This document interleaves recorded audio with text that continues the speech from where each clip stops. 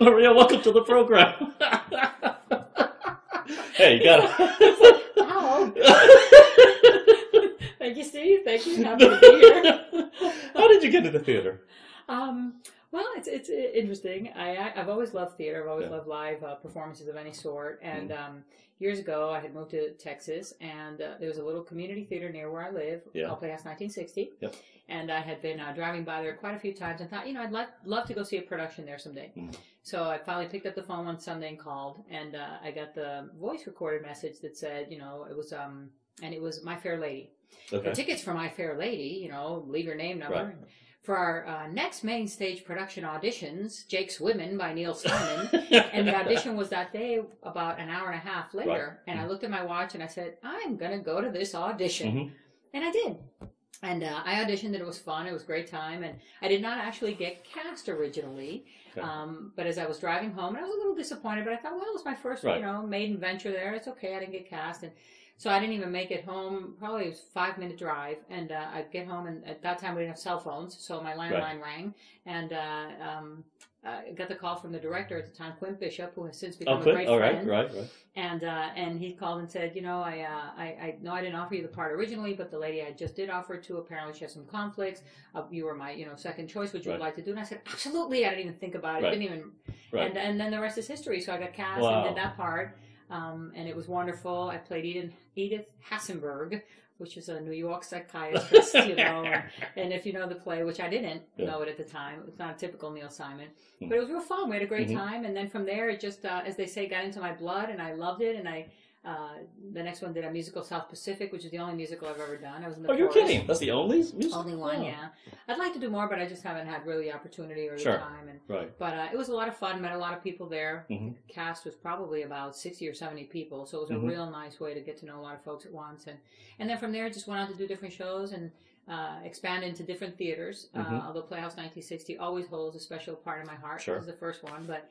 And now I do stuff all over the Houston, community theater circuit, and I love it. And it's expanded into doing things from acting to, helping set construction, finding props, just a bunch of different stuff. So, so you never wanted to do it as a kid, or? I did always want. Well, I always wanted to be in Hollywood. I wanted to do like movies. Right. When I was a kid, I used to spend Saturday afternoons when it was raining out or whatever inside, and we had. I grew up in Boston, outside of Boston, and there was Channel 39. And they used to have these Saturday marathons. Right. And it would start at about 11 a.m. And it'd be 11 to 1. There was one movie, 1 to 3, and then 3 to 5. And it would be like the Bogart marathon or, something else, a musical marathon, so Julie Andrews. So, and I always loved that. And I thought, I want to go be in Hollywood. But I never really thought about stage or that aspect of it. And so, of course, that was my dream. Never did pursue it. Well, kind of wanted to, but it was sort of steered toward another direction. And but in hindsight, I think I may have maybe wanted to have gone to Hollywood, at least try and see or been discovered. But live theater is so fun. It's just so different, I think, because I've done little short independent movies, and I've enjoyed those as well. But, you have retakes on those, and you do retakes and retakes until you get it right or whatever the director's looking for. You don't have that luxury in live theater. And it's always so unpredictable, and that's part of the fun is you go prepared, but you have to be prepared for the unprepared as well, and what might come up. So it's always a different production every night, different performance every night, within the script and the rehearsals that you've done and whatnot. But it's just so much fun. So that's a challenge too is, how close to the rehearsals can we stick it? If something doesn't happen right, how do we fix it and make it still look good and entertaining? And so it's a lot of fun. Yeah, so Jake's Women, right? Yes. So anything happened in there, because this is your first time out, that was kind of odd? Strange, people forgot their lines, I was so nervous making sure that I wanted to get my line straight. I don't even remember half of the other show. All I can tell you is that I knew my cue. I didn't even come on for I don't know how long, and my part was the smallest part of the whole show, which was fine, and I enjoyed it so much. But I was so nervous that I would be waiting like backstage right there, right at my entrance, because I didn't want to miss my cue every night. And all I knew is that I needed to listen for one sentence, which I can't remember what it is now, and I had to come on and do my thing and say all my lines, not miss them, let him say his lines, and I didn't cut him off, and then I would leave, and I'd be like, okay, I did that. So every night was like that. So it was a lot of fun, but no, nothing really that I can say. It was neat getting to work with, met a lot of people. Bruce Countryman was a Jake at the time. wonderful friend, very good actor here in Houston, and nice guy. And so I got to know him a little bit better, and working with all the other ladies was fun as well. No, not really, not off the top of my head that I can think of. It just it gave me the chance. Yeah, it gave me the chance to do something different. My character, I gave her a little personality, and that I thought I'd give her some collagen treatments in the lips, so my lips were just a little bit more painted out, and just real a little over the top, but not too much. So it was fun, but no, I can't really remember anything too exciting other than I made it through, and I was like, thank God, okay, I didn't mess up my cues, I was there. So yeah, it was really fun. I enjoyed it a lot. What's the first show you ever did at a country playhouse? Oh, country playhouse. The first show I ever did there was actually it was Susanna and Will, I believe, and that was it was a play written by a local playwright, the actual dramaturg. That's she's the in-house dramaturg for Country Playhouse, Diana Howie. Fantastic person. She was actually a research librarian for many years, now retired, and so she's done a lot of research. Loves Shakespeare, a bunch of other stuff. She wrote this play, and it was phenomenal. It was a 2-person play. Susanna Shakespeare and her father, William Shakespeare. I played John Kaiser, was another good friend and actor. He played William Shakespeare, and I got to play Susanna. It's a 2-act play, and it was really neat because I got to age 20 years over in the course of 15-minute intermission, which was always fun.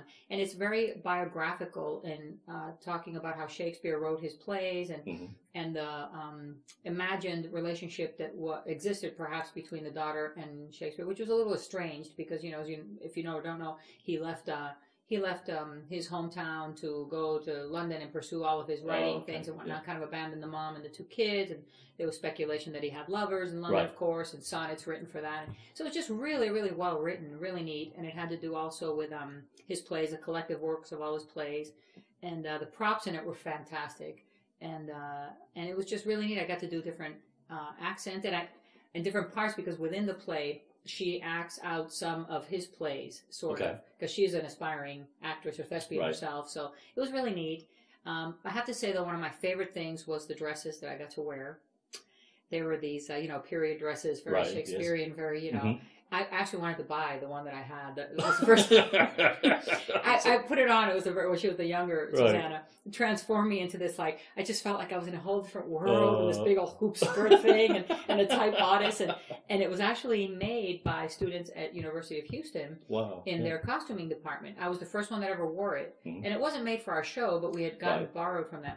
And I just took an immediate liking to the dress and even approached them about, could I acquire it through a donation of some sort, whatever, pay for it. And, I'm sorry, we couldn't. I was really disappointed. And but it was funny because my co-star, John, would say, what do you want this for? I said, what are you going to wear this thing? I mean, right? Dusting around the house, sweeping. I was like, I don't care. It just feels great. So I loved it. So I did love the dresses. They were wonderful. And the costuming was great. And then, of course, just the show itself was so well written, very well received. We ran for the 3-weekend run, and just a wonderful piece. I would do it again in a heartbeat. One of my favorite shows ever. And it was it was in the Black Box stage. Country Playhouse has the main stage. It sits about 220, and then the Black Box sits anywhere from 50 to 60. So it was a little more intimate, but it was really, really nice. And I got to work with one of my best friends, Bonnie Hewitt. She directed the piece. She was phenomenal, and just overall one of the best experiences I've ever had. And from then on, I thought I'd like to do more stuff down here too. So yeah, I've done stuff there too. So it was fun. Do you have a preference for comedies or drama? Or I don't actually. No? I don't. A lot of people really like to get into the deep nitty gritty of the, the Tennessee Williams. Oh, yes. And let's see, wrote this real drama. And that's great. After work. Yes, exactly. And see, where's my motivation? And, that's all good and well, and more power to you. I'm sure you're wonderful. And they are. These folks really are very good. No, I really like more the character, whether it's drama, comedy, and then within that, the context of what the play is about, how that person fits into the whole script and what it means. Yeah. But no, not really. I don't have a preference of either or. I like them both. Yeah. How do you approach a character when you get your play and script? What I like to do really first is read the script, which obviously, hello. Yeah, well. That's number one. You want to read the script. But then I think a lot of it is, and I'm not one of these that's been well-versed or educated in the whole theater background, and so I don't profess to know more than the average Joe or Jane. But I have read some books and things about acting and drama and all that stuff, and I do find it to be true that many times your character is really within what the playwright has written. it's a snapshot of time in that person's life. And as much as you could go back and say, well, you know, what did she like as a child? If you're playing a 50-year-old woman and you go back, well, what was it that brought her to this point? That can help if you need to have that and build it up in your mind. I just find that when you really read what's in the script in that particular time frame and what's being said is how you react.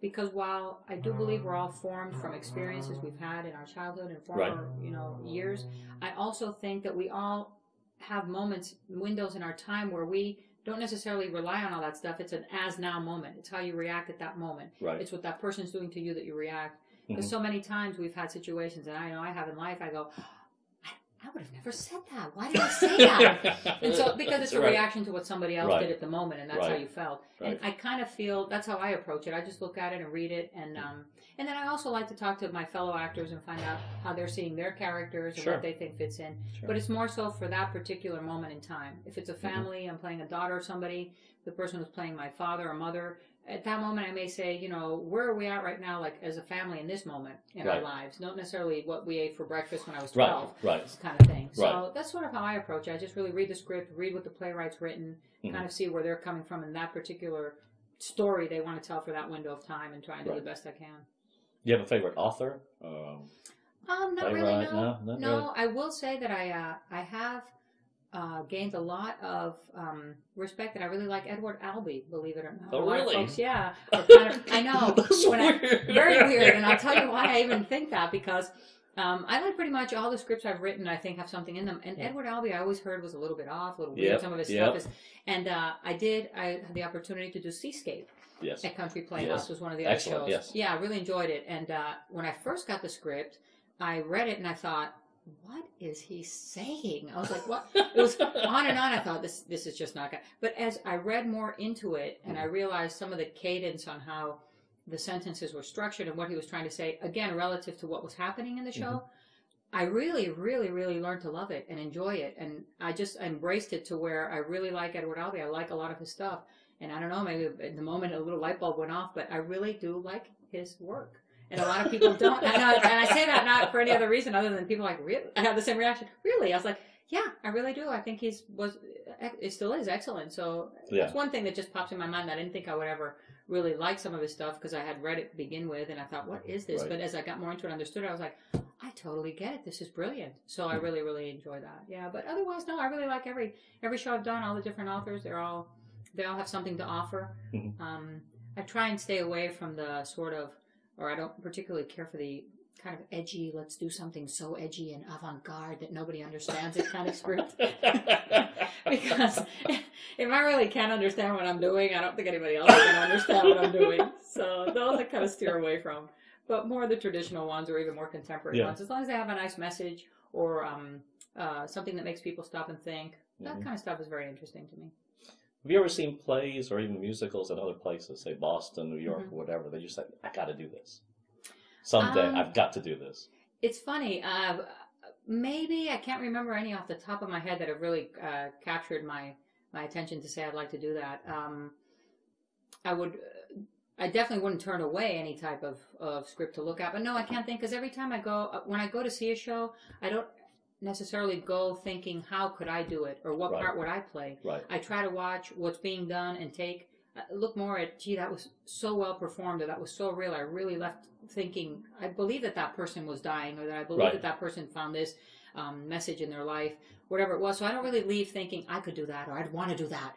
No, but then when I do somebody says, hey, have you heard the show? Yeah, I did see that show. What part are you thinking of? Oh, yeah, that would be a good part to do. But I don't ever go to a show, honestly, or sit there and think, this is what I have to do. No, I take in the moment of what they're doing at that time. Because I learn more from watching people do their parts than I do thinking, I want to do that. So that answers your question. Well, let's digress from what do you do in real life? Oh, that's $1 million question. I have a very eclectic background in real life work, but currently I work for a builder in Houston, Village Builders. Yay, very nice builder. Anyway, and I just started with them. I've been doing it for over 8.5 years, not with them, but different builders in town. And the market, as you know, has been a little bit volatile, up and down, and tough times, but it's really enjoyable. I help people really achieve their dreams in new home ownership, and I know that sounds so campy and cliche, but it truly is very rewarding when you find the right home and you help people get through either their apprehensions as a first-time home buyer or people that are empty nesters and trying to move into a smaller place and leaving behind a lot of memories and and emotional detachments. And so it's really, we call ourselves new home salespeople, but in many times the title's been counselor, new home sales counselor. And let me tell you, the counselor is very, very evident in a lot of what I've done in the past 8.5 years. So that's what I do now. And I work on site in a community in the Kingwood area. Actually, it's in Porter right there, and I really enjoy it. And we'll see. I love sales. I love dealing with people. But the only downside, I would say, if I had a downside, is that we do work weekends and certain hours that prevent me from being as actively involved in theater as I would like. But it is real life, and you know, I do work to make a living, and I love to do theater as a hobby and as another passion. So. Well, I mean, what you do, you must get a chance to see lots of different people, right? Oh my goodness! Let me tell you, one of the great things about doing any type of sales, but also in the venue that I do it, which is basically new home sales. People come in and they're telling you their whole life story.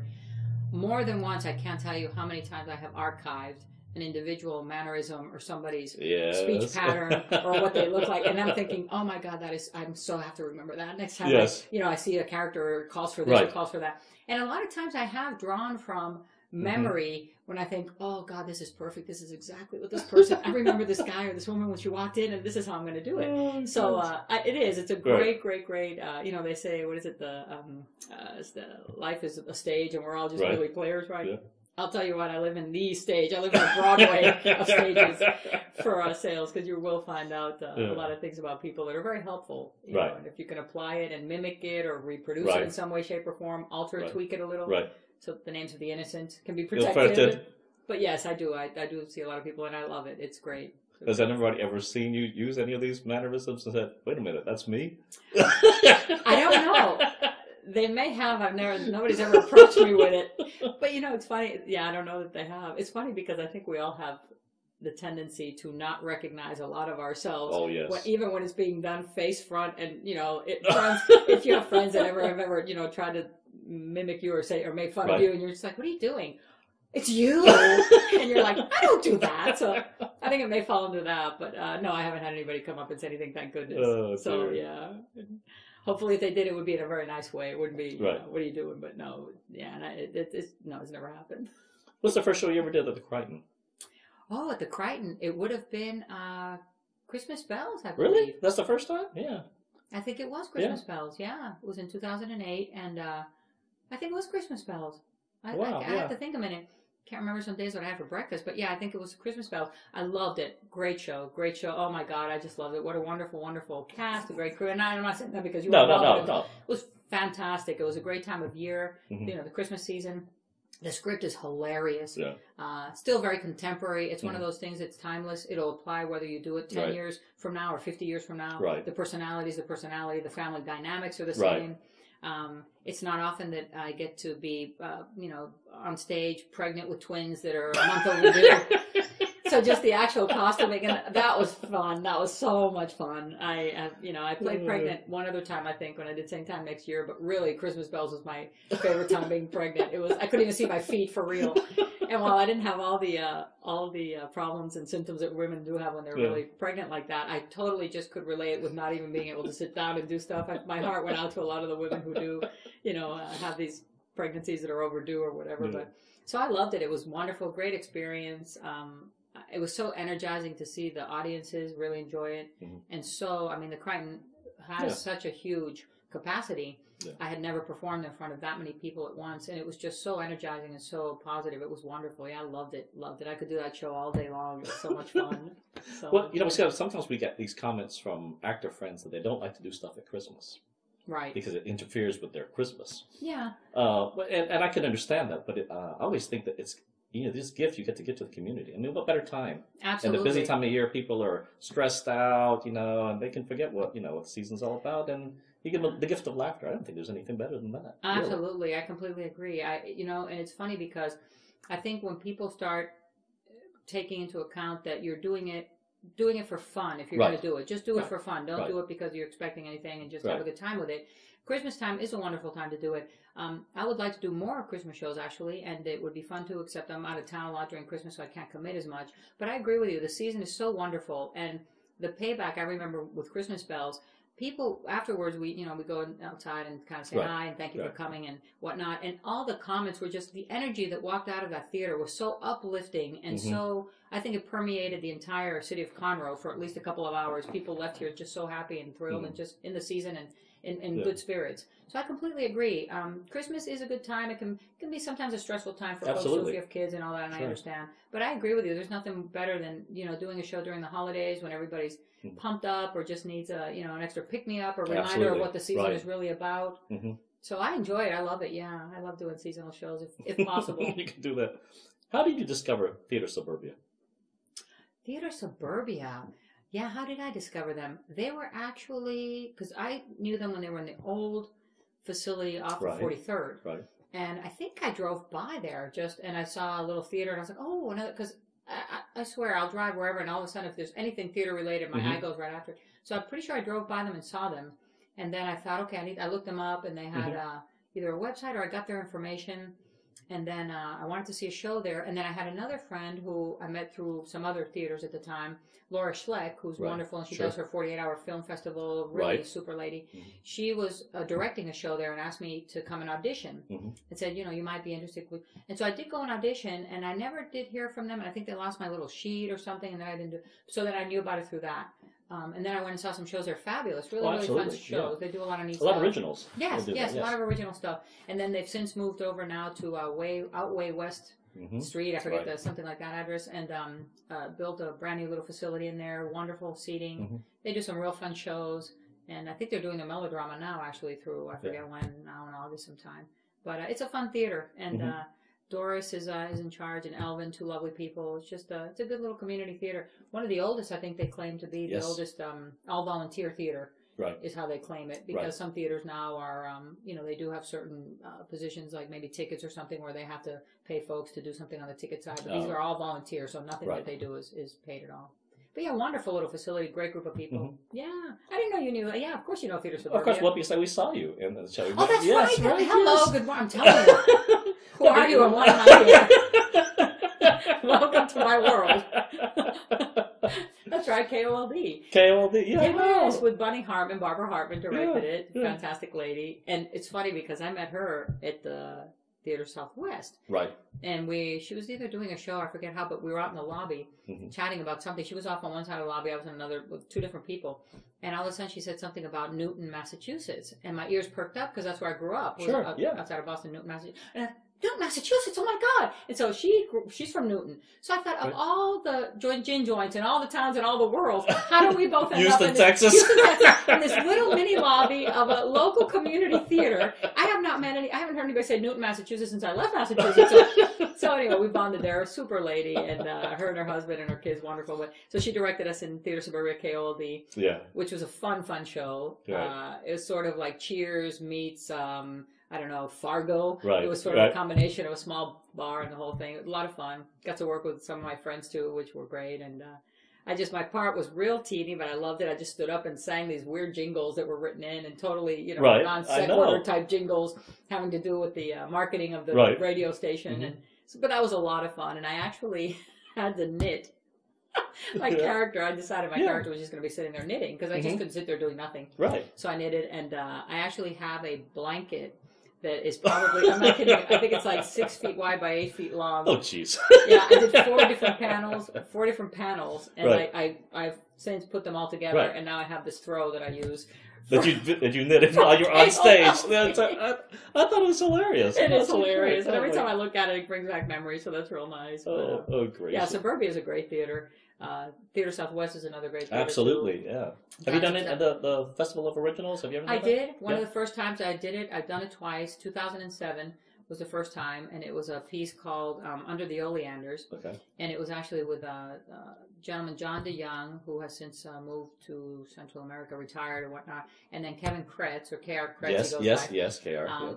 He played a homeless bum guy who kind of showed up in our doorstep, and myself, I was a crazy, whacked out woman, totally lunatic, was trying to kill her husband, who was John DeYoung, and then ends up killing the homeless guy instead. It was actually a comedy, a dark comedy. But it's comedy, yeah. But it was funny, yeah. I was trying to kill somebody. It was really funny.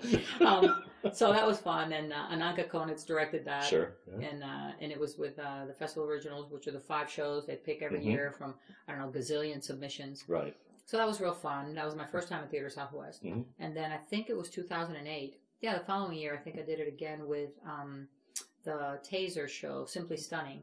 And that was written... The Taser show? Taser show, yeah. I was a Taser. It was a premise written by John Kaiser, the gentleman who played my dad and Susanna and Will.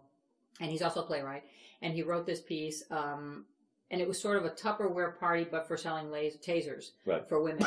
So, yeah. So I got to come in as the salesperson, and it was called Simply Stunning. Right. And I, sold tasers to these ladies in a little party, and it was fun. It was a good time. And then I haven't done any more foods because I just haven't had the time, unfortunately, and I'd like to, but they're running currently this year's Foo, I think ends like next weekend or something. Really, it's 5 pretty decent shows, some good people I know are in it and directed and so forth. So try and support it. If I'm not in it, I try and go and support it any chance I can. Yeah. But yeah, it's a good times. Good times. I want to talk a little about Ace Theater because I don't know if that was the first time we saw it or we saw you in 1960 first, the first time we met. But I'm thinking of a particular show called Outward Bound. Oh, that was a fantastic show. Not done very frequently at all. No. And again, Bonnie Hewitt, who is now artistic director of Country Playhouse, good friend of mine, she directed the show. One of her favorites and always wanted to be done. And it's a fantastic, fantastic show. It actually was, I think, a movie in the 40s, and I cannot remember if it was Outward Bound or called something else. But anyway, the premise is basically these folks are on this huge passenger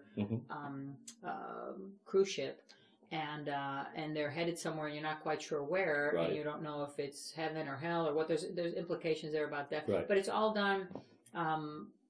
It's just very intriguing and done very well. I enjoyed it very much. It was all done with a black and white motif. She wanted to get the flavor of a black and white film. Right.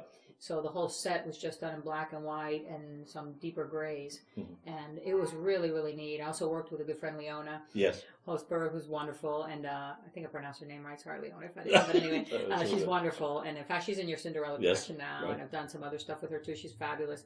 And so it was really nice. We had a good show. My character...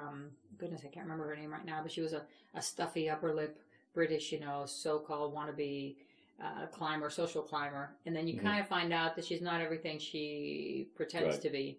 So, and you find out everybody's sort of dirt and dirty laundry toward the end of the show. And it's just very well written, really fun show to do.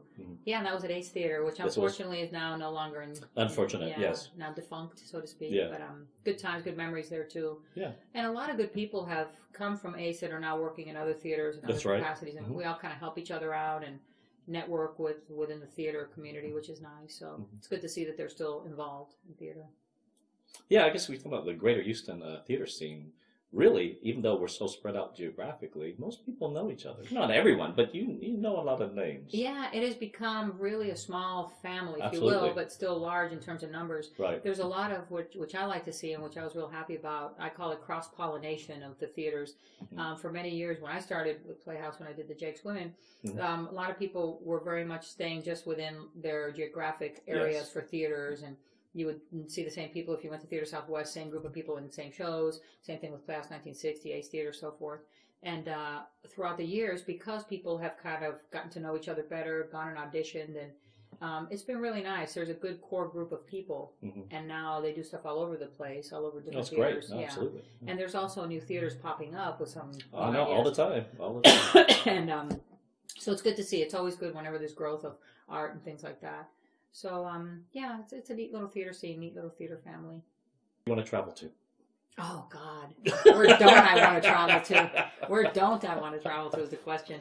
I love traveling. I would travel anywhere. Right now, if somebody just walked in now and said, you know what, you never have to work again, just here's a credit card, unlimited. I'm not even talking 5-star hotel. No. I don't care about a backpack and sneakers and just go live in a, whatever they call it, a hostel somewhere. But anywhere, I would love to... Mostly, I'd like to go to Spain. I wanted to try and do a pilgrimage to Santiago, which is in the northern part of Spain, and this 500-mile walk, I believe it is, starts in northern parts of France and goes all the way to Spain, through Spain, northern part. Things like that I think would be really cool. I would love to actually go to the Middle East, some parts of it, even though I don't know how safe that would be, but I'd like to go to Jerusalem and those areas. Egypt I would like to see. China, definitely. I've been to a lot of South America already, and a lot of Canada. The U.S. There's actually parts I haven't, which I would love to get to know as well. So anywhere really, I'm open to any type of new adventure. Africa, I would love to go to the Congo, the safaris, Australia, New Zealand. So many things to see. Even Antarctica, I'd like to actually touch a penguin in its natural habitat. I know, not something I'm often going to say, but you heard it here. I want to touch a penguin. Stuff like that would be really cool. Easter Island, the Galapagos, all that kind of stuff. So where wouldn't I want to travel anywhere? Just give me a passport and, unlimited fun, so to speak, without, going too posh, and I'm there. So what's about travel? What is it about travel that people like? Or you like? That I like, I can tell you, for me, it's just another expansion of the mind, more food for the soul.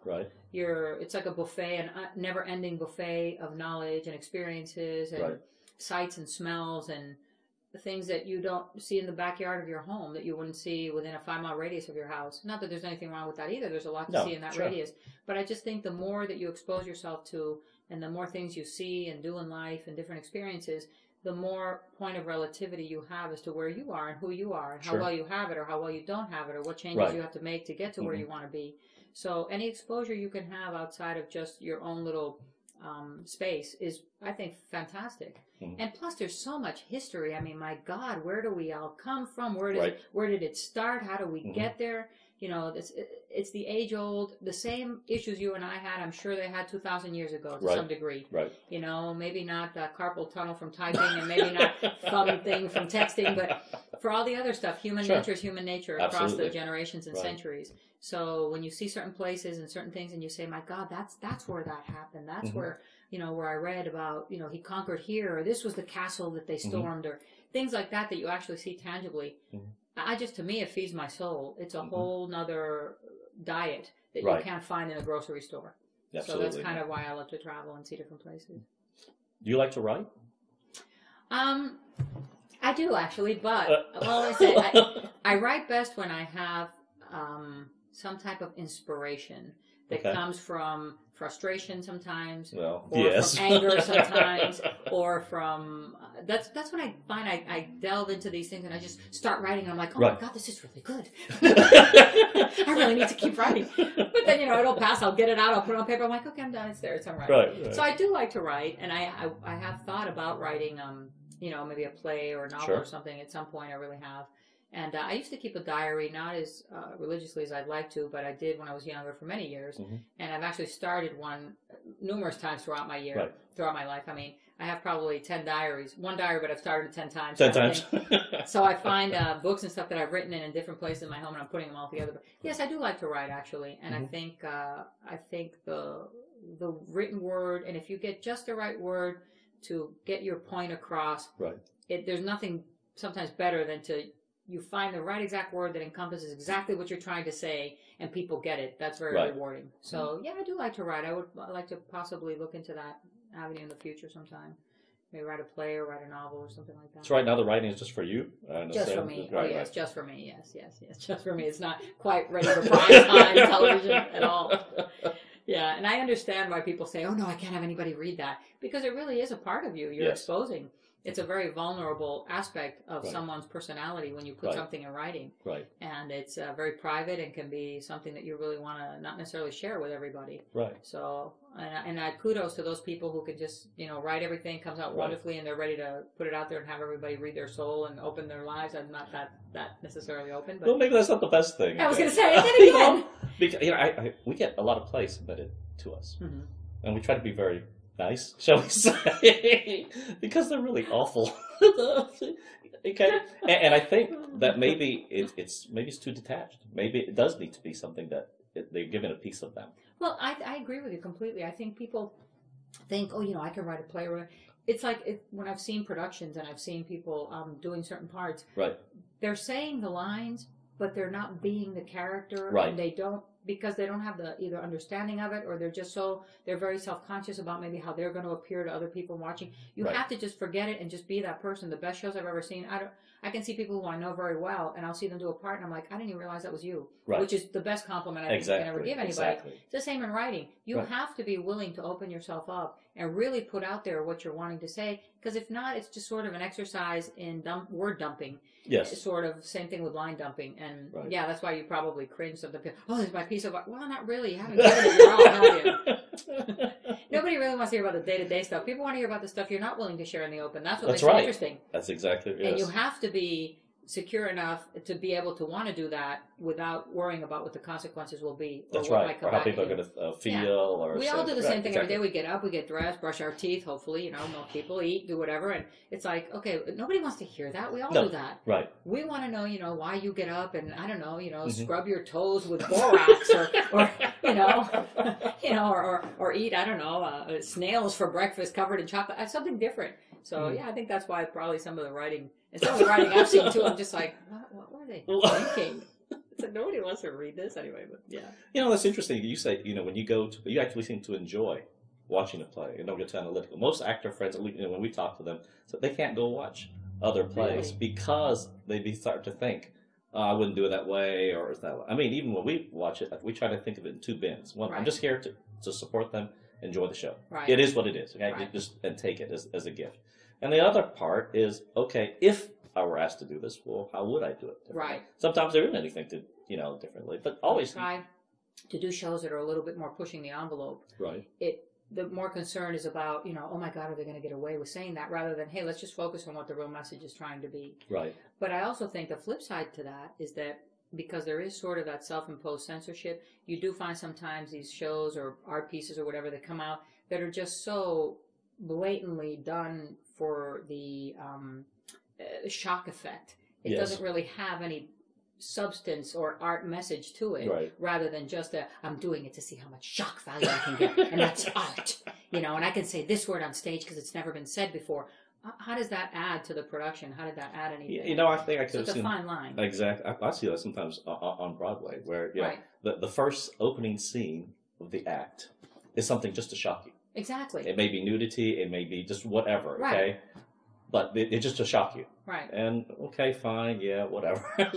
Is this what you get into? I don't know. I paid $100 for this. Right. And in today's day and age, and that may have worked, 20, 30 years ago, and with the internet and today's, data exchanges that there are, and everybody being up to date and, tweeting and all this other stuff, the shock value, unless you literally quarter somebody in front of me with 4 horses or a cleaver or something, I don't know that you're going to catch my attention that much anymore. A lot has happened on a day-to-day basis. So I think a lot of people, while some people still thrive on that shock thing, I think most people that have been around or really are wanting to get more theater or art or some kind of influence that way are looking more for like, okay, what's the message here? What's the substance to this? I understand you had to do that. That makes sense as to why that would happen. But don't just do it because you want me to leave there going, wow, look what I did. Yeah. Did you see what he did? Wow, I can't believe he did. So what? It's seriously, it's like, how did that add any value? Get over yourself. Right, 2 hours of my life I'll never get back, Seriously. And I have left some productions which, these startup theater companies that are just wanting to make their mark, like you said. And I have sat through a production where, oh my God, I was just like, intermission came, and this is how bad it was. And I won't name it because I don't want to do that. That's all right. I wouldn't do that, but I can tell you this. I went and there were some people, I went by myself one evening because it was during the week.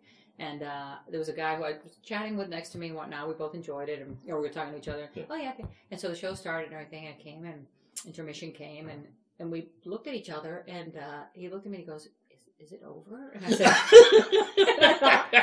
and I looked at him and I said, I don't know. I go, but nobody's coming out, so I don't think it's curtain call. I think it might be intermission. That's how bad it was, seriously. So it was intermission. Yes. We came back, yes. And the only reason I had to come back was because I was sitting in the front row, and I didn't know some people in the show, and I didn't want them to think I was going to leave. Because I've never left. I've always finished. No. I have never left a show, no matter how bad or how... I've never, even a theater or movie, I always stay till the end. I figure, maybe it'll get better. It's half as glass full, optimistic. Many times I'm like, no, I really should have left. But okay. But okay, you stayed. But I stayed, and so at the end it came, and oh my God, it went on. Finally the show ended, and I was just like, thank God. Seriously, I looked at the man, I said, 2.5 hours of my life I will never get back. But anyway, so, and it was all very much just pretentious. It was... That's unfortunate, yes. Very self-serving, very pretentious, very, let me show you what an excellent, abstract, pseudo-intellectual writer I can be.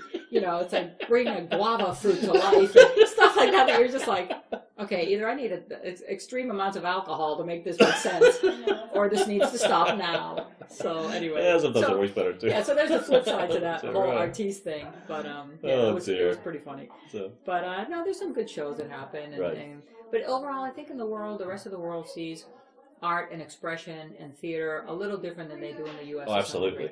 And I think it's almost sad to say, but I don't think it's just necessarily South America or Europe. I think there's the U.S. and then there's the rest of the world. Yes, yes. So it's, everybody's a little bit less uptight about certain things. And even when they're not uptight about it here in the U.S., it's not necessarily the relaxed manner in which you see it in the rest of the world. Right. It always has, like I said, a little shock thing or something else or some other agenda attached to it. So. But anyway, yeah, differences. When you interact on stage with other actors, and especially in community theater, there's all different levels. Right. People. So some people have been trained professionally. Some are just doing fun. Some people have natural talent. Correct. But no training. And then there are people that have been trained that maybe they need some more training. Yes. But what do you do when an actor doesn't give you what you need?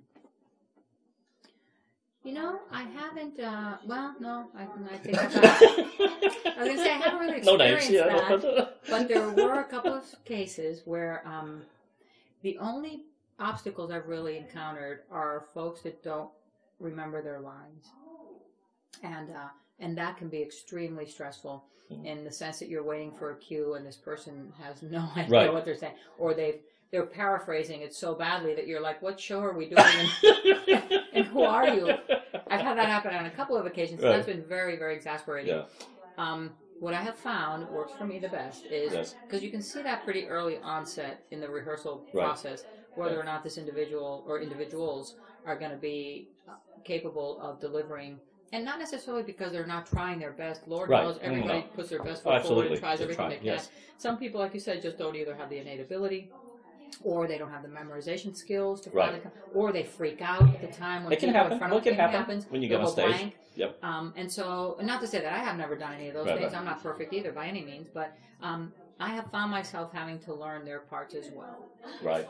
And then that way I can pretty much either figure out if they're lost or lost enough to see where we are and kind of try and bring us back, or I'll just interject something and kind of, but that's really the only thing. Giving me what I want, I've been actually pretty lucky that the people that I have worked with otherwise on the acting side, they react pretty well too, and they know their stuff. So I haven't really had that issue of not getting from another actor what I want, other than just, please learn your lines, which is kind of a biggie.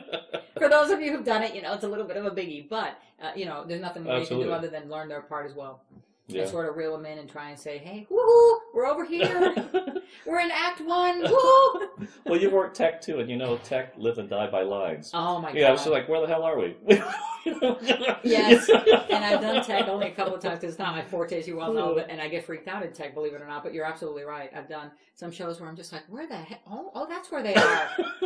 And I always tell people, it's okay if you don't know there's the beginning and the end of your line or whatever. Right. If you're in a monologue, you do whatever. Right. I don't care what you say in between, but please give me my cue and give the other person their, they'll give you your cue. So know the beginning, know the end. You can do it. It's like an Oreo cookie. Fill it with whatever you want. I don't care, but you got to know the two basics. And that's happened on numerous occasions. But no, and I've gone blank myself. I mean, I had a situation actually in the Foo, which was hilarious, in the 2008 Foo that we did, the Simply Stunning, where I had a wardrobe malfunction. Oh dear! Oh my God! But it was hilarious. I was wearing my Spanx, and on top I had it was a two-piece little suit, and I had a thing underneath your skirt. What is that? A slip. And underneath the skirt, which I really didn't need, but I thought I needed it anyway. And one of the shows, which I had no idea, and one of the parts, the audience started just cracking up when they shouldn't have been laughing, and I'm like. I'm doing my lines. I'm going, what is going on? This isn't funny. This part isn't funny. Well, it turns out my slip had been falling down little by little on my dear. As I crossed the stage. And they were all cracking up. And as I got to the other end, it fell to my feet. And all I felt was something on my feet. I thought, oh my God, I'm standing here in a sold-out house in my underwear. And I freaked. And I thought for a split second, I was like, I'm going to collect myself. It's all in my mind. This is all going at what seemed like, eon. Right.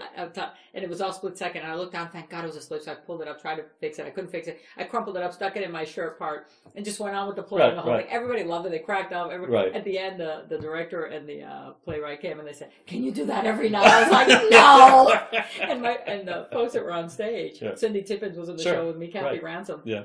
Oh my God, they saw this happening and they were like, "We can't help her. What are we going to do?" Because it's like a 15, 20-minute show. You never leave the stage. Yeah. And I just thought to myself, that's okay. She'll take it in character. She'll take it off, put it on. No big deal. I used it to wipe off something. You later. did, yeah. But it was hilarious. So those are little moments in time when I'm like, goodness, I screwed up completely. But it wasn't my fault, really. No, it happens. But I've gotten the wardrobe malfunction out of the way, so it happens. Been there, done that. Yeah. I missed a cue once, and we're doing Christmas Carol over Playhouse 1960, and I was Mrs. Cratchit, and I had to come on at one point, and I was when Tiny Tim had passed away, and I was in the back trying to make myself look very, like daunt, and my child had just died, and I'm in there doing all my makeup, and the stage manager comes back in this frazzled, "You're supposed to be on stage." So I came out, and instead of when the curtain opened, I was supposed to be sitting in a chair like bawling. Right. So I wasn't there. I had to come in off the side of this mock kitchen. And my husband comes home. He's like, "Oh, well, where's Mother?" Mother was off on the side waiting for the right moment to come in. So I come in on the side kitchen, and I'm just like, "Oh, hello, dear." I was just in the kitchen cooking. I don't know what I said. Never again. I never missed a cue again. Oh, dear. Little things like that, which you do once and then get over, but... Yeah, it's a lot of fun. But no, most actors will try their best to do their best on stage. They really will. So there's not a whole lot I can say about that. Just have fun and react and forget the audience is there. What do you look for in a director? Oh, great question.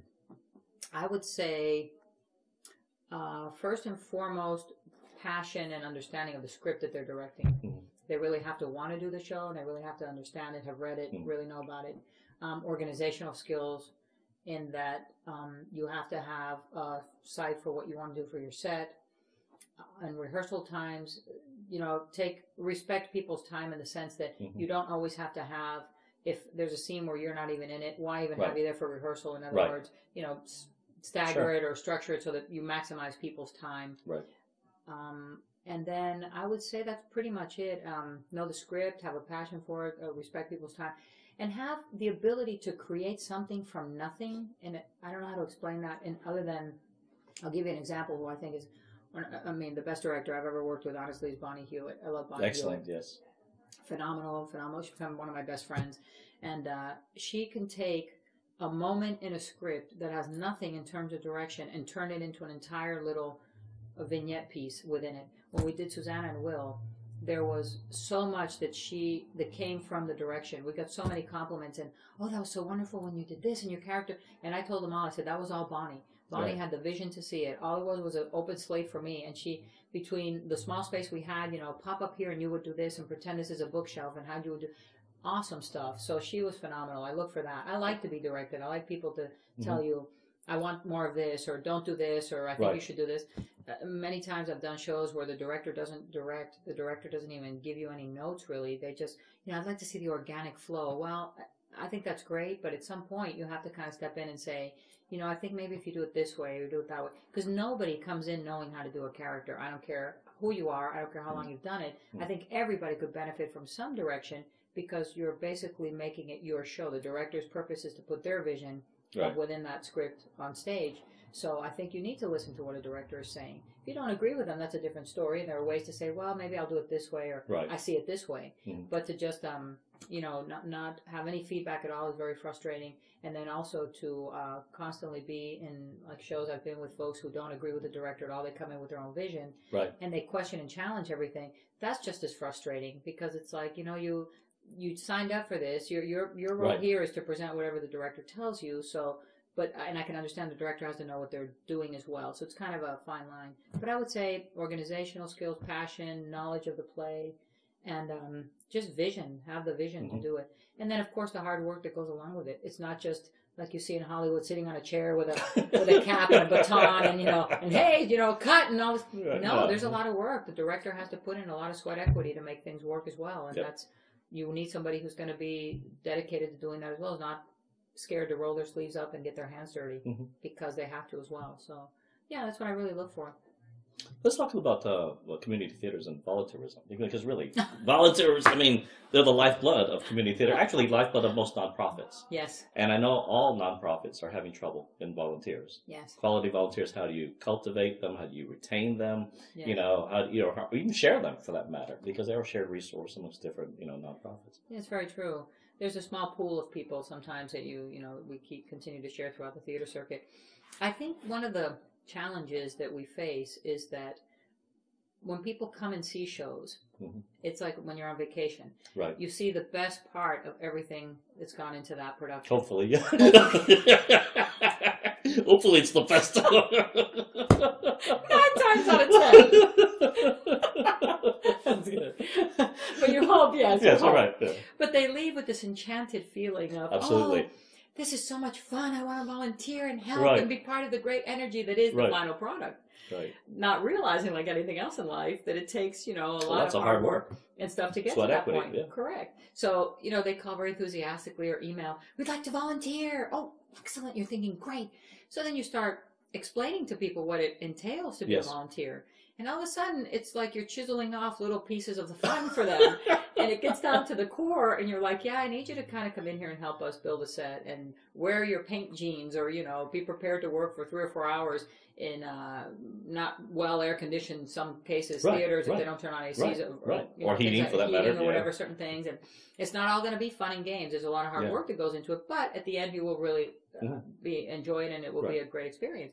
So that's the one thing. I think that people have a veneer and a false expectation of what volunteering is. It looks like it's fun. Correct. And that's all they think. Right, the enchanted aspect of the final product. So that's a big thing. Secondly, I just think that people don't understand the hours also that theater takes. It's not, you can't just call and say, oh, I'm available next Wednesday for an hour. Well, toodles to you, but we don't do stuff mostly during the day in a theater. No, it's in evenings because it is volunteer. Evenings after work because people have real jobs and other things they do. So things like that. And overall, I just think that people, they innately have a desire to help. They really do. Right. But I just think sometimes life happens and other priorities come their way that seem more fun or more lucrative, and they just decide to opt to do that. So it's sort of like when you adopt a pet or something, you just can't say, oh, I like the kitten for today, but here it's back to you tomorrow. It's a commitment, and you have to do that when you do community theater too, volunteering. So it is a difficult thing. It's hard to find. And then people also are just limited sometimes now with time. Sure. They're trying to make ends meet, so some people just have to work harder, have to find a second job. They don't have the disposable time they had in the past. There's also cost involved for them in gas getting to places. Absolutely. Yeah. And they don't realize sometimes because we don't pay, we don't cover anything. So, and that's completely understandable. Completely understandable. So it's kind of a challenge. Yeah, I'm not quite sure how to best address with people and tell them it's not all, glorious as you see it. But we would love to have you come and help us. So it's kind of, a challenge. Yeah, it's out there. What about developing, I guess, our audiences? I mean, because you said we compete against so many things now. Whether it's the Xbox, not just the movies. Right. It's everything that's out there. Sport. We're big sports folks. In Texas. Right. So it's everything that we're competing against. How do we develop this taste for live theater? For live theater, that's a great question. And I can tell you from the new home sales angle of it, if you will, media rooms is a huge, huge change in the past few years of what people demand in their homes when they come down. And the reason being is that they don't want to spend the $50 to $100 it might take to have a family of 4 go see a movie nowadays, between ticket sales prices, popcorn, concessions, whatever you buy. And it may not be $100, but it's close to $50 or $60 easily for a family of 4. $15-20 a person, easily. And so, to take that money instead, they'd rather watch movies at home or, stream in, whatever they do, Netflix, whatever they do now. Entertain, big outdoor kitchens are a big thing, too, in the home industry. I do see a parallel between people wanting to stay more at home than spending disposable income elsewhere. Yeah. So how do you attract that crowd? I think through diverse methods of making it for the community, making it toward community, helping out, whether it be doing charity shows sometimes in places, getting people involved, starting at a level maybe fostering relationships with local schools also, or theater programs, churches, things like that, letting people know what it is. Maybe even if part of some of the donations can go in certain times of the year, like Christmas, bring a can of food to help what you guys do, which Stage Right does, which is wonderful. Help food banks, help veterans, things like that. kind of let people know that it's not just about putting on shows for That's us right. to become rich, which you aren't. But Yeah, you know what I mean? right. It's not a business No. at all. It's more of a service and more of a community way of us to help you get through days or make you feel better or entertain you in some way. So I think it's difficult to find out where you can get the base for that. It's really hard. We've struggled with that also in other theaters. I'm pretty actively involved now with Country Playhouse, Right. and we're always talking about how do we reach out and expand our season ticket holder base. Right.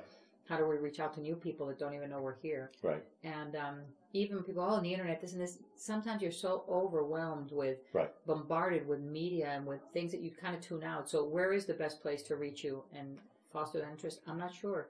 It's an ongoing struggle. And sometimes it has to do with the shows you put on. The name recognition will bring them in. Right. You're doing Cinderella now. Cinderella, that'll open up a whole nother, venue for folks to come. But it's kind of hard. I'm not really sure how we struggle to get that. Because it's also just a function of, I think, everything moving more toward the whole computer age and digital age. And it's that thing of coming to a live theater. A lot of people don't have the attention span to even sit through a full show. You see all the times, we need to do one act because it's only 90 minutes. People can't sit through No, they can't. No, they can't. If it's 2.5, 3 hours, they can forget it. They're gone, they're gone. Or they'll start you'll see, and even though they say don't text, don't use your phone, you'll see people doing stuff because it's that constant. And it's funny because I just read the other day about how this whole social networking, social media is developing into a new addiction for people, addictive personalities that constantly have to be checking email, phone, it's another addiction. Right. And I think it's an outgrowth of this back to, we're almost ADHD as a society. Totally. Right? We need, they'll tell us that when you take on employees now, you have to treat them differently. What do you mean treat them differently? So they need constant feedback and praise. And like, what? Yeah. What do you mean? You mean like doing a good job isn't good enough? Right. No, and I think it's an outgrowth of that, and it's in everything that we do. We expect you play the video game, you get a feedback and this instant hit or whatever. It's the same thing. I think that. Well, it's like with Twitter and the Facebook thing and everything. The constant immediate gratification of like or or comment or the other. I don't do Twitter or any of that, but that stuff. The tweets and this and this. Mm-hmm. It's that you don't need to be. And the funny part here, the irony, if you will, if you think about it, is they're all wanting to be on stage. That's right, exactly. And yet we can't bring them into our stages. So I know. What really is theater. Yeah, it's a stage, but it's the stage of your, quote, friends, whatever that is. Whatever that audience is. That's right. So it's very interesting, yeah. But it's a tough call. I'm not sure how exactly to approach it. It's just a matter of keeping on doing what we're doing, I guess, and putting the word out. I think you got to do everything. There is no one thing, Yes, you have to advertise. Yes, you have to put stuff on the internet. Yes, you have to use newspapers and get into the homeschool groups and the senior citizens. But there's no one thing that'll do it. Right. Because it varies from show to show as well. It does. That's exactly right. I was going to ask you guys because you've had some shows where they've sold. Sometimes we get 3 buses a night, but it's for certain shows. Right. Right. And then the other ones, actually, like I said, last Sunday we almost sold out, and we didn't have a single bus. Right. It's a completely different audience. Yeah, demographic. So to understand, it's like okay, some of that you see in hindsight. It's hard to see. And you also don't want to just limit yourself to constantly doing the same thing that'll target that bigger market because then you're losing on other stuff as well. That could develop. And you're not really doing it for the point of bringing people in and making money. You're doing it for the point of doing different shows, different art, different exposure. So you're always going to get that. You're going to get some people that like, cheeseburgers more than fried chicken. Either way, it's how you bring those people in. So, same thing. Galveston, it's like ETC or the Grand? I've been to ETC a few times, and in fact, I went back in 2010 to see their version of Christmas Bells. Oh, yes. Because we were doing it, a reprise of it. Again. Which is great. And but it was a fun show. So I've been down there, and I saw something else on there, but years before. I don't often get to Galveston as much as I'd like to, unfortunately. Right. But they have done some good stuff. I've been to College of the Mainland. They do some good shows. Yes, I've never been there, but I know they do good stuff. It's quite a drive, but it's worth it. I saw Chicago down there. Yes. Oh, no, I'm sorry, it wasn't Chicago, my fault. Cabaret. Right. A good friend of mine was in it, and they did a phenomenal production. Mm-hmm. And there are some other theaters. Pasadena Little Theater does some stuff that I've seen some friends do. Mm-hmm. They're good. There's Clear Creek Country Playhouse also down there. Yes. They've done some good stuff too. Mm-hmm. Every theater has done good productions. And for the most part, I think there's excellent community theater and a lot of talent out there right now. And it's overlooked because people don't really realize that you can find. I've seen some shows in community theaters that are far better than any equity houses I've been in. Isn't that amazing? I find that actually too. Not all the time, but yes, sometimes you find that gem and you go, wow. Yes. Yes, which only goes to prove that just because you don't have an equity card doesn't mean you can't find really good talent. It's just that people don't do it as their profession, as their career. Well, sometimes people choose not to. I mean, we know people in the community that used to be professional actors, but they gave it up because they wanted a real life. Correct. And I don't mean like they wanted a home life. They wanted something else other than I'm on the road all the time. You know, I'm employed, but I don't get to see my family or I get to see my friends, you know? Well, professional actors, I mean, they're, that's the other thing is be careful what you wish for. I talk to a lot of folks in community theater, I'd like to do this. Well, these guys work really hard. They might have one day off a week. They have, rehearsals during the days, and then when they open, they have their shows every night. In the alley, I know they do Tuesday through Sunday. They have 2 shows on Saturday, 2 shows on Sunday. Effectively, it's tough. It's a lot of work, and they sacrifice. They're doing holidays, when people come see their Christmas shows and other times. So it's not everything, that's, be careful what you wish for is basically what I tell folks. But then again, there's a flip side. I don't know, I wouldn't mind, people say, I couldn't win the lottery. I wouldn't know what to do with that money. Just give me a couple weeks. I'd like to at least taste it, kind of thing, right, in acting. It'd be like, no, I understand it's hard, but I wouldn't mind doing a couple of months at the alley. That'd be okay, So either way, there's always grass is always greener sometimes. Yeah. So, yeah. Okay. Your parents, I mean, they come to see you quite a bit. Oh, they're my biggest fans. Absolutely. Yeah, I'm very, very grateful and very blessed to still have them with me. So it's nice. A lot of folks I know don't have their parents, and they've always been very supportive of everything I do. So yeah. But they never encouraged you as a kid, though. Well, the thing is that, culturally speaking, I'm Cuban by birth. I was raised in the U.S., and Latin families tend to be a little bit more protective, perhaps it would be the word. And they were never ones to really say, it's 18, let me kick you out of the house, you're on your own. Right. On the contrary, it was sort of like, if you want to live here till you're 78, that's fine. Which was okay. I'm kidding, that's not really it. No, right. But anyway, the point was basically that they wanted me to pursue something else that they, thought might be more lucrative, more career-based, anything like that. Most parents do. Most parents do. And quite honestly, I was not the rebel child, so to speak. In hindsight, I kind of wish I maybe had been a little more rebel child, who knows, try different things. But I was like, okay, I guess I can because my mom and dad say I can't, kind of thing. Right. So I didn't. And then at that time also I got involved with other aspects that I found just as interesting. The restaurant business, for instance. My folks had restaurants, so I worked there and, pursued that venue as well. So it wasn't all for naught. But I just, in hindsight, sometimes I think, what if, we all do, I guess. What if I had maybe done that or gone that route? Not to say I can't now, though, and absolutely. I certainly am a big believer that if you really want something, go for it, try it, do it, but be willing to give the full sacrifice. And don't expect any entitlement just because you think you want to do this, that the world should bend over and give you what you want. Because it doesn't work that way. So. But if you still want it and you have a dream big enough, I mean, many days I've gotten up and thought, I'm just going to sell everything and go. Maybe I'll go to Hollywood and rediscover it. And then, reality sets in, I get in, I start making coffee, I turn on the news or something, and I'm like, maybe I just hang out in Houston and, do my acting and sell my houses. And so, but yeah, I could pursue something now, I guess, if I wanted to. But they're wonderful. They've always been a very good support system. They come to my openings every chance. I mean, always opening night. Oh, I'm sure. And then they try and see it again one other time. And and they're the ones, the only critics that I really listen to in terms of whether or not I think my performance was really good or not, because my folks aren't going to lie to me, and painfully so in some cases. Painfully so in some cases. But my mom will say something like, that I don't think that dress looks very good on you or your character or something. I'll be like, oh really? Okay, well, or stop doing that thing that you do. What thing that I do? What thing? That thing that you do. That face you make when you say, no, I don't, Mom. I'm not sure what you mean. Well, next time I do it, show me. Okay, and then we'll be randomly somewhere. That's it. That's the face. The face I made when? What? What are you talking about? So it's pretty funny, but so they've always been very, very supportive, very honest, and I appreciate that because a lot of times too in theater, a lot of people just spare feelings and also just to be, they may not always tell you exactly the truth about stuff. And while I appreciate critics coming to see the show, and I totally think there's a place for them in all of theater and whatnot, sometimes it's just nice to know it from people that are going to be honest with you, good, bad, or ugly, and I kind of like that. So I appreciate my parents for that. That's kind of interesting. You mentioned the restaurant business because.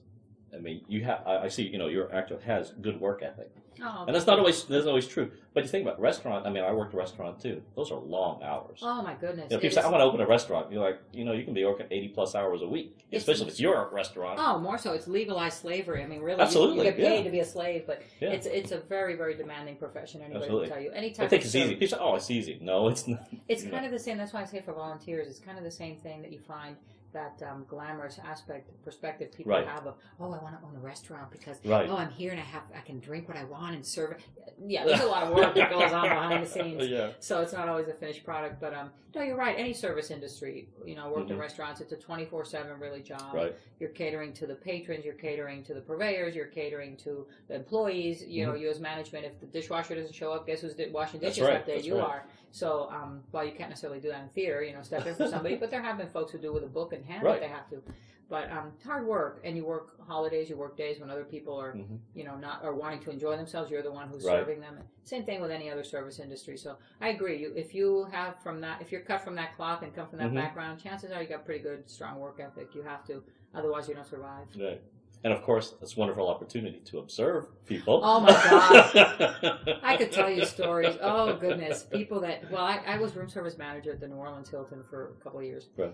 And when I left college. And that was an education in itself. Some of the stuff that happened in those rooms that you would hear about it and everything else. Oh my goodness. And behind the scenes in the hotel were also fun. But restaurants just as well too. Yeah. You see people's real nature when they're exposed in situations of having to deal with stress or not getting their food when they want it or not getting what they want. That's when the real person comes. That's totally an education in human nature. Absolutely. In that case, I think we both have our doctorates.